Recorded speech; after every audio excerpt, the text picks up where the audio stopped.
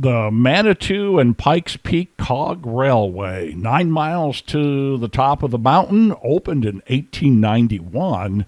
It was in bad shape in 2017. They shut it down, but reopened in May of 2021 after a $100 million rebuild.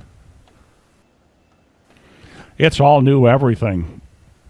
New rails, new visitor center, new station, new cars, new locomotives.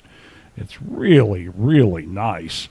They replaced the old 40-pound rail with 60-pound, and then in the middle, there's new 115-pound single-tooth Swiss strub rail. I'm going to show that in just a little bit. New Stadler train sets, new 120 horsepower diesel locomotives, and it's a push-pull. They push going up, and the controls are in that first car. You can see that first car there. We just went by number 2, so number 1's after that. So the engineer is up front controlling the locomotive remotely. There's a windshield on that first car. And there's an article about it in the March 2022 edition of Railfan and Railroad magazine.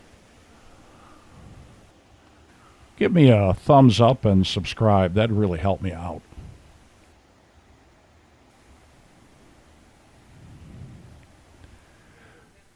There's that new track, the new middle cog track that I was just talking about. Pretty nice. Listen to that new diesel hum. 120 horsepower, Stadler diesel locomotive. And we were in the third car, and as you can see, there's no window on the third car. So I wasn't in the greatest position. I really needed to be in the first car by that windshield, but the only way I could have done that is not sitting with my wife. That wasn't going to work. So we're in the third car. I did the best I could. So you can get a look at some of the sidings going up to the sheds. And we're ascending up Pikes Peak, and I got just a few shots of that. So it's around this time in every trip that I advise my passengers that if you don't already know the people sitting across from you or around you, feel free to introduce yourself, because pretty soon we'll be going up our first 25% grade of the day, meaning for every 100 feet of forward. And it's always tough shooting through a window, isn't it? It's a whole lot less embarrassing to slip and fall into the lap of someone you at least know the first name of.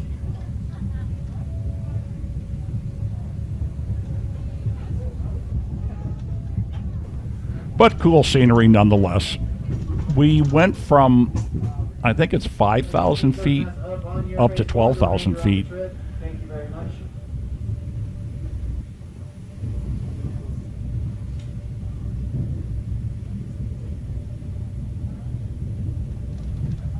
And if you're still looking onto the 3-seat side, this time up from track level, you're going to notice our third buddy.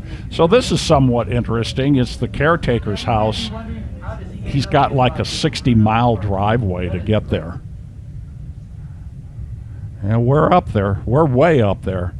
New appreciation for Cog Railways. Never been on one before. And here we are above the tree line.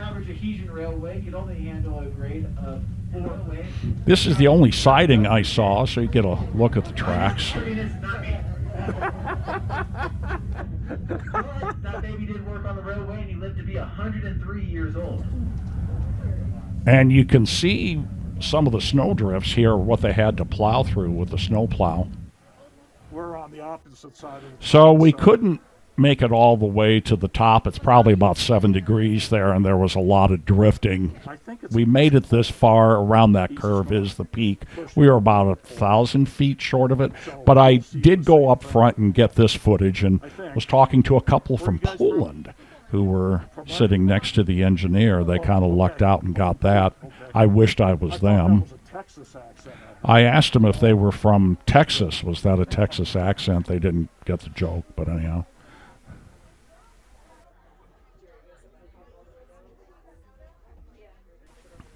And there you can see those cogs that make the whole thing happen. New rail, new cogs. And I caught this shot of the snowblower ahead of us as we were descending, trying to open the part that was closed on that particular day. Kind of cool. And caught the snowblower and locomotive back in the station. And then I really lucked out catching this one. I just happened to be standing at the end of the platform when they started pushing the cars and locomotive into the shed. Kind of a cool shot, eh?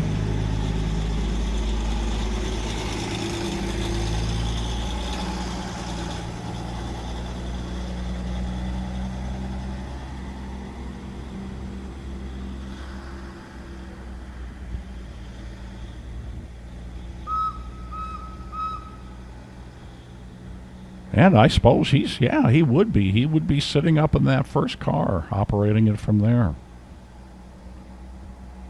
Hey, thanks for taking the time to watch this video, and you could really help me out by subscribing if you haven't done it already. If got any comments, leave them below, and give me a thumbs up, will you? That really helps me out. We had a great day, though. A lot of fun.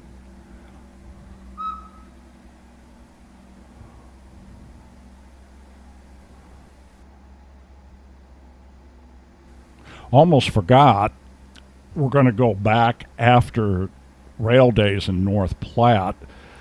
August 8th, I got tickets in the front of the train to ride up, so about the middle of August, I'll have a driver's view video for you of the Pikes Peak Cog Railway.